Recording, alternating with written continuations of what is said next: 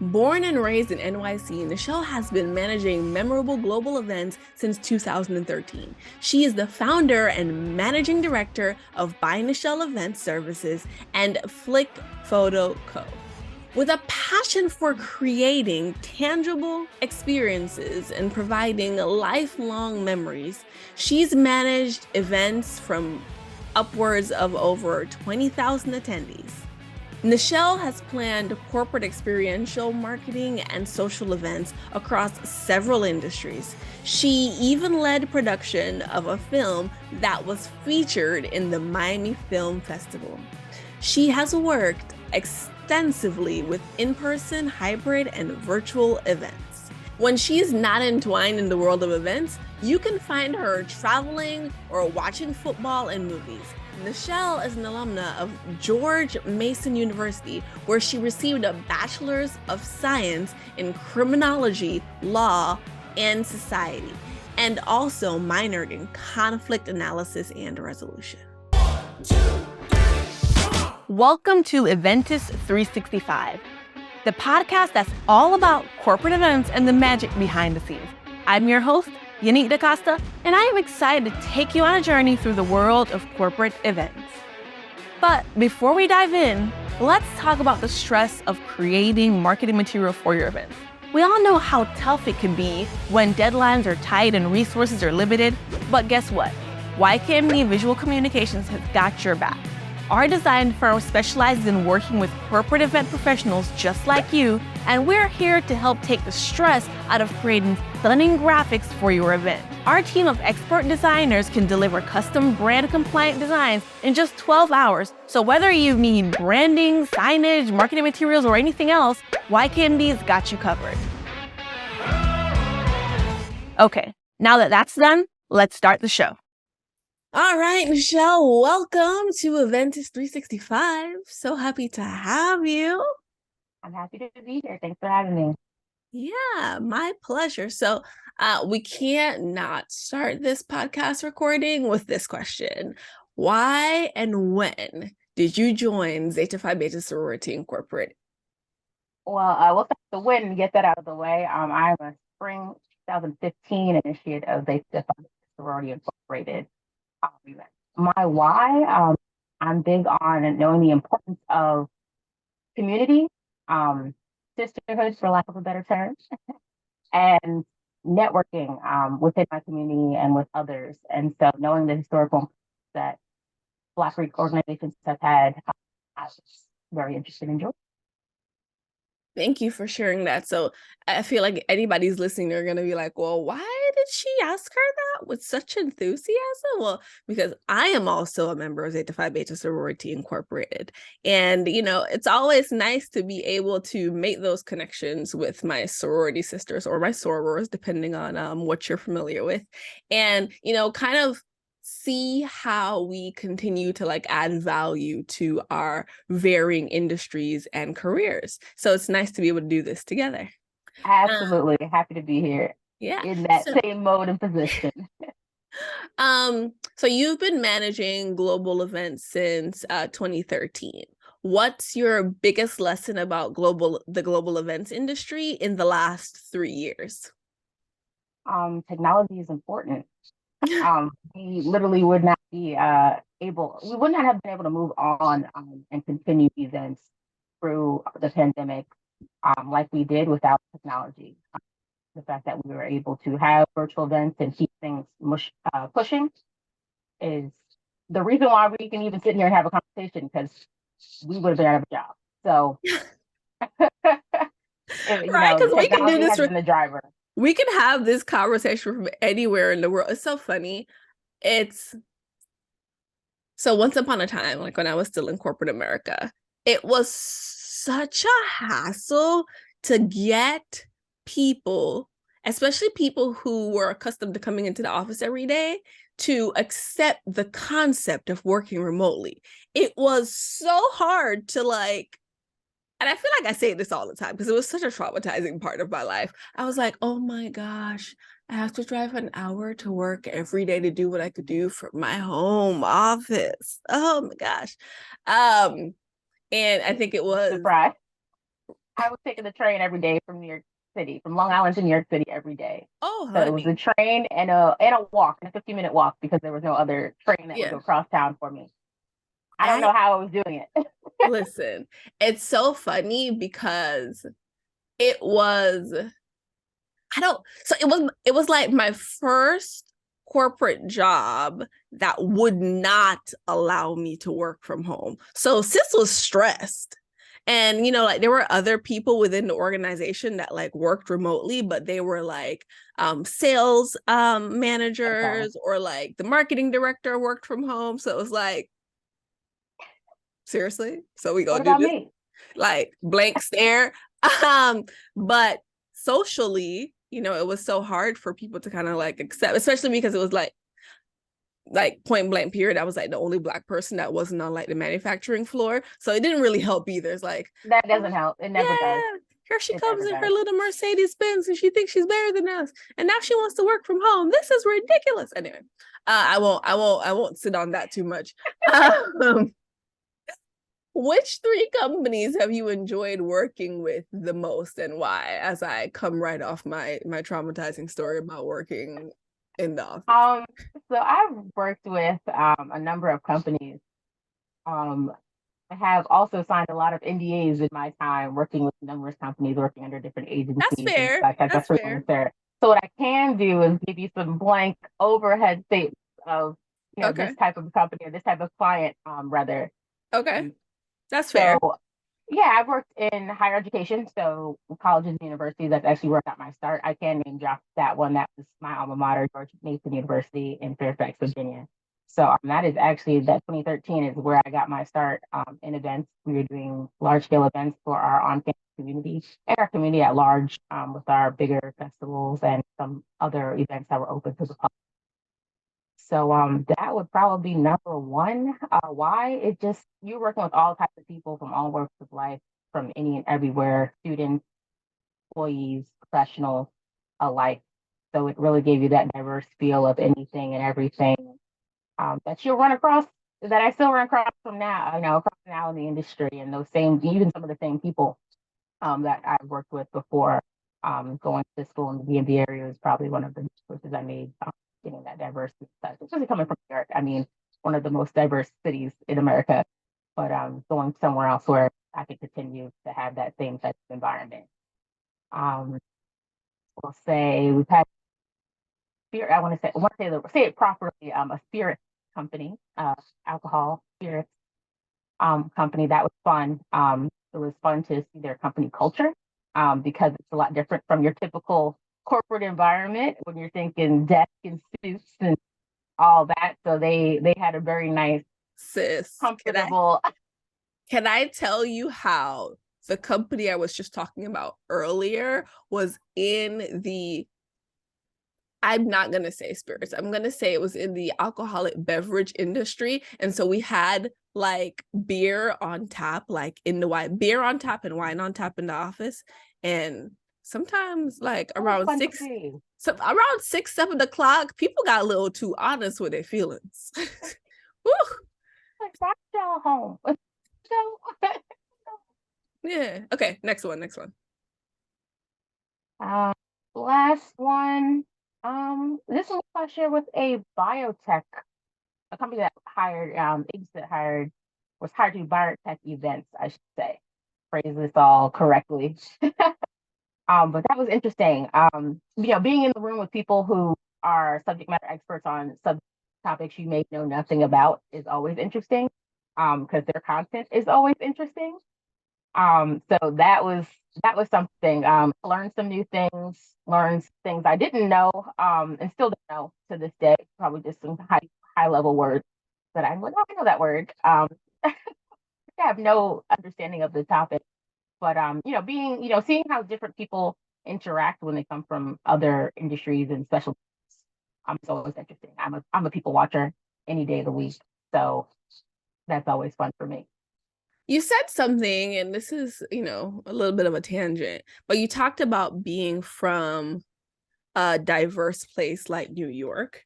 I read something the other day that said, but they were talking specifically about melting pot, about how New York is a melting pot, Mhm. and the opinion was that New York is not a melting pot. It is a city with a lot of different cultures, but they're all segregated in one way or another. Do you think that's accurate? I think it's a fair take, maybe depending on which one of those subsections you feel like you come from or belong to. I feel like there are groups that get along better than others, and groups that have no desire to get along with others. So, yes, to answer that question, Well, um, I'm yeah, I'm we can make still a yes. I'm still thinking of, spending 6 months or maybe 3. We don't know yet. In New York this year, just to kind of like, feel it out, meet the people. Like a bunch of the people on my pod live in New York. I don't know what's going on with my application, but like everybody's in New York. So I'm like, maybe I need to go, meet the people. Anyway. Well, I will say a lot of us event professionals are here as we kind of are a hub for a lot of events. So it makes sense statistically, while there might be a number of us here. Okay, well then that's fair.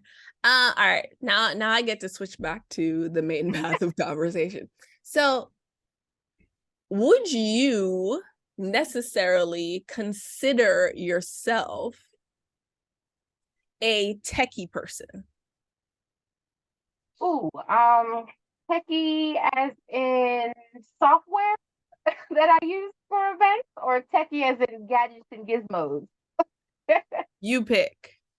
um, I like gadgets and gizmos. Those are always cool, right? And I call it that, and I laugh because that's a term my grandfather used to use all the time. Whenever we had something new, I was like, "Oh, what are these gizmos that you have? You guys always have some new gizmos." But Hilarious. I literally can't get it out of my mind. But yeah, I like new stuff. Probably stuff that falls more into like film, as in cameras and stuff like that. I always like clear, crisp photos. So as I sit here with this webcam, I'm dying inside. But it's not the what I wanted to use.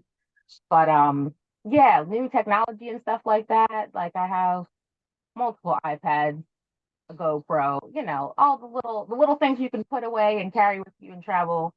I own. So I do like that. If we want to just touch on the software side, as we know in events, there are hundreds upon hundreds of different softwares Oh from yes. CRM to web-based platforms and all that good stuff. Probably have learned to use more of them than I would care to, but yeah, it's all about flexibility and adaptability in this industry. So Oh gosh, absolutely. All right, so I think that's a really great transition to the next question, which is like, how is film production like event planning, and like where do the skill sets overlap? um, So I'm not a specialist in film production by any means. So Mhm. anyone who is listening, please don't hold me to this. But I will say probably just the logistics portion. There are several moving parts in both film production and event planning. So you have to, cross your T's, your I's in every step of the way. There's many people, many teams, and all of these people and teams come together to create some outcome, some type of experience. 9 times out of 10 would be for the actors on sets or the watcher and film production for the audience versus in the event industry where it's also an audience, but also your client who you're fulfilling the event needs for. So again, everyone is coming together to meet the goals. Is probably two industries where you have the most people putting their hands in the pot to get a goal accomplished. So I would say on the planning side, there's very much some overlap. Same with the skill sets. You have to be organized. You have to understand what's going on. You need to know whatever your role is, like the back of your hand. You need to have on the job knowledge of what's going on. So definitely some overlap in skill sets for sure. I can appreciate that. So I am not necessarily a film expert either. Do I have a degree in photography? Yes, but that's another story altogether, right? videography and photography, not the same thing, but I have worked on some like music videos and like film sets, movie sets actually more so last year. And you're right, like everything has to kind of like be planned down to a T, like why did I work on a movie set last year? Curiosity killed the cat. Just felt like I wanted to explore the industry and see if I would think it was interesting. I have come to find out it is interesting, but nah, I'm good. I'm Don't good. they make it look fun from the Yeah, outside? nah, like 18-hour days are trash. Like it's Listen, those are some long days. Call times garbage. before the sun come up. In Gar time, the sun will be coming up again. garbage. Oh my gosh. I mean, you think that like in events, like you're working long days, but it's not as bad because you could really and truly plan for it. Like you can Yeah, say, let me get all the major stuff done. And then you can say, okay, well, here are like little things that need to get done. Then you can delegate those little things to responsible members of your team that you know can get it done who don't have to be at the event, on yeah, time or early or anything like that. And then you can like go full throttle into, like being like event planner mode, like at the event. But like exactly. in film production, you 5 o'clock is call time. 5 o'clock For is when everybody, you be no there. matter what you need to do, if you're needed. Ghetto. Okay, so how has your life as an event planner informed the creation of the Flick Photo Co? It really, I mean, I was working with vendors for every event, right? So I finally became a vendor myself. Um, Got it. it was a direct correlation to what I knew, what I was comfortable with, but also what I was interested in. You mentioned cameras earlier. I've always had an interest in photography, even as a kid. So transitioning into a vendor type that does photo booths made sense. One of my favorite things is creating an experience. And I think that's something the photo booth does really, really well. The photo booth in itself is an experience, and it's a separate experience from your event, as well as a mesh. It's still one experience by itself. I could take the photo booth and put it on a street corner, and it creates an experience in that environment. So it's really something that builds its own experience around itself. So that's where kind of that tradition came from. Just my passion for events and my passion for creating memorable experiences and now memories for people to take and keep with them. Marketing opportunities that turns into when you go into corporate events. So it really is kind of an all around, very nice, short, and compass way to get all the good out of what events turn out and churn out into a photo booth. Thanks for sharing that. So as I was like digging around, there's an offering that Flick Photo Co offers, and it's called the virtual photo booth. Like I've never heard of that ever in my life. And it almost sounds like some weird Star Trek thing. So help me understand what the heck is a virtual photo booth. So there's many variations of virtual photo booths. So again, it all comes down to the software you're using. What we use and have access to currently, we can use that. It's a web-based software, so you can open it up on any device that you have that has internet connection. So there's no app to download or anything of that nature. Use your phone, use your iPad, use your computer, whatever has a camera attached to it. Using the link, it'll open up photo booth, similar to if you're going to take an image on Instagram or Snapchat, and it plugs into the host's choice of backgrounds and filters that are available, and you can really take a picture. And what the booth aspect comes into is it creates a full gallery of everyone who uses the same link for that event, and they all drop into the same place. So to give even kind of more context, the virtual booth can also be used in a hybrid perspective. So if I was having an in-person event and say a wedding, this is very popular during peak COVID when people were still, still trying to get married, love didn't stop during COVID. So, people were having much smaller gatherings and much smaller weddings and events. So for people who couldn't come, whether they were literally landlocked in whatever country they were in because they couldn't travel, per the restrictions that were set in place, you could send that link to that loved one, family member, friend, and they could take photos alongside your guests who are in person, and they all drop into one booth so you to collect those memories. Oh, that's cool. Um, so I just want to make sure that I get it right. So a virtual photo booth is basically an online platform that allows someone who is not physically in the same place to take photos and basically aggregate them all in one space with like a specific theme in mind, with a specific event in mind. Help me. That is precisely it. Oh, okay.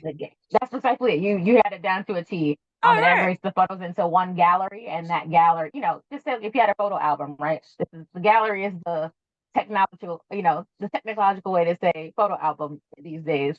So it puts it into one photo album for the host to keep, the business to keep for marketing purposes, exposure. They can share it with potential clients, all of those things. So exactly. Well, as you're talking about, like, for the business to keep, for the client to keep, talk to me more about how a business event planner or marketer can use a virtual photo booth, like, explicitly.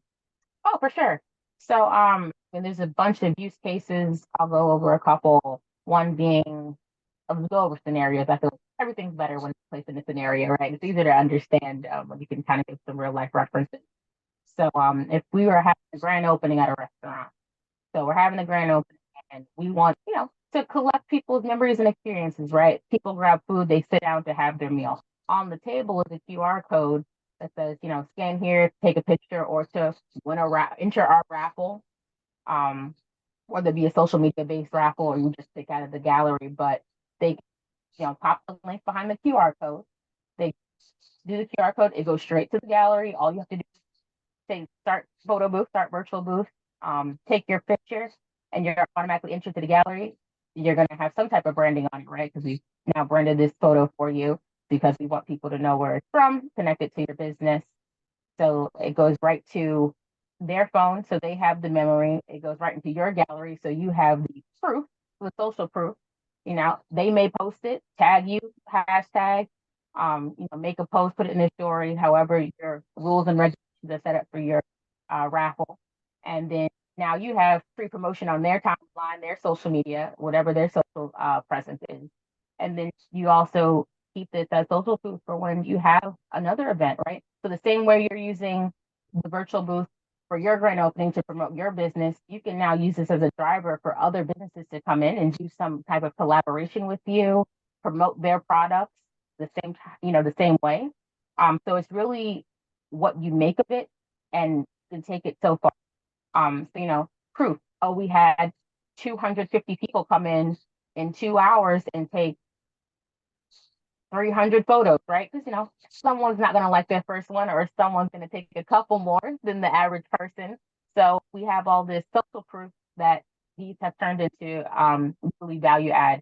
And we've got a return on investment because they came in, they ate, they purchased product, food. So it's really one whole driver, right? And it directly correlates into your return on investment monetary. So that's one way. Another way we like to offer a virtual booth to people is if they're having an expo or a conference. And it's the same type of idea, right? We're capturing leads.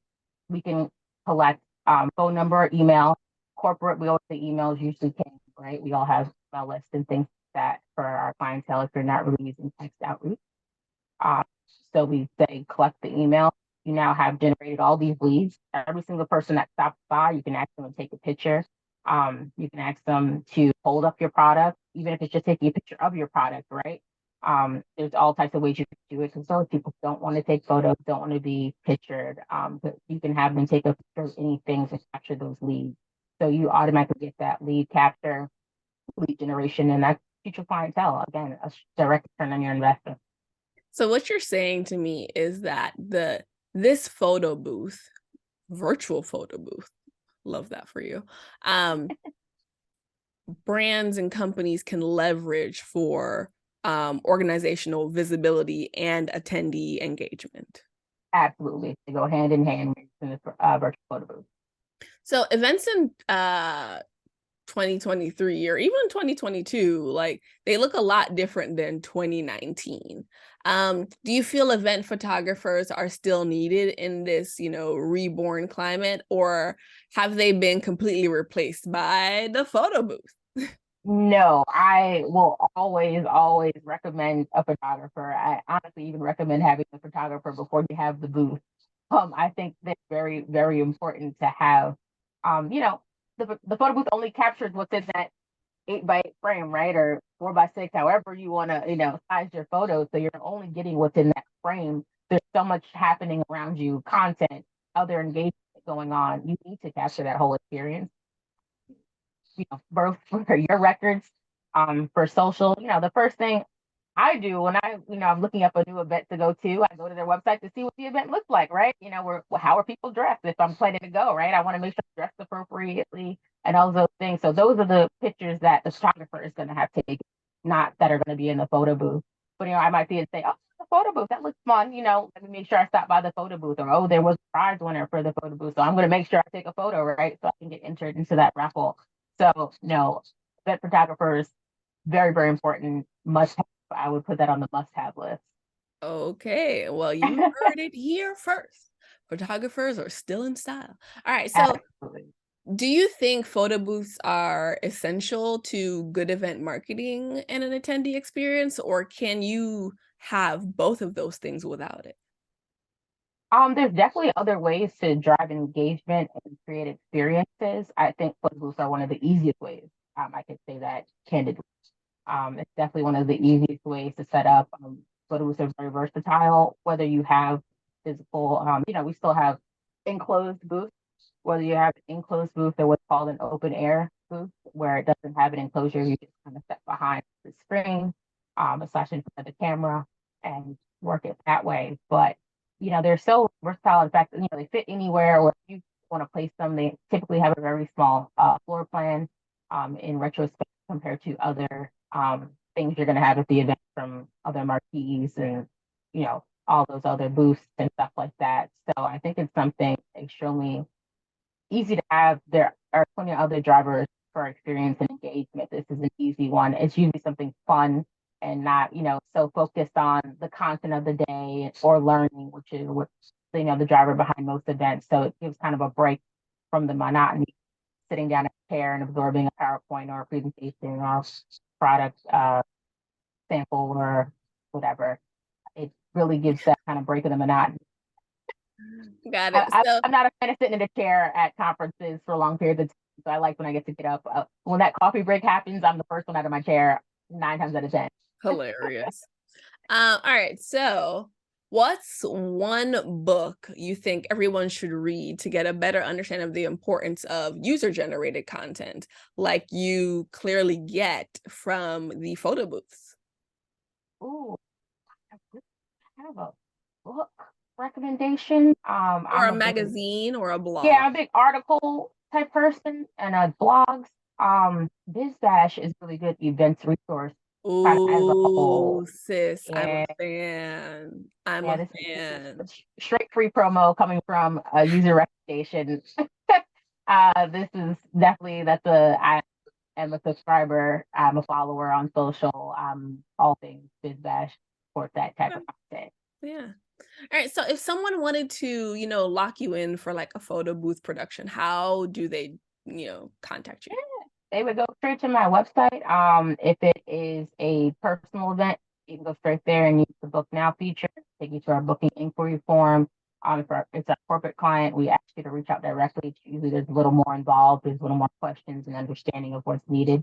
But either way, they'll reach someone from both forms, and we can contact you directly and get you direct quote if we're moving that fast, or we can get you questions answered, samples if you need samples, walk you through some of the features you might be interested in or need to know more about. Gotcha. So they could basically like set up a demo.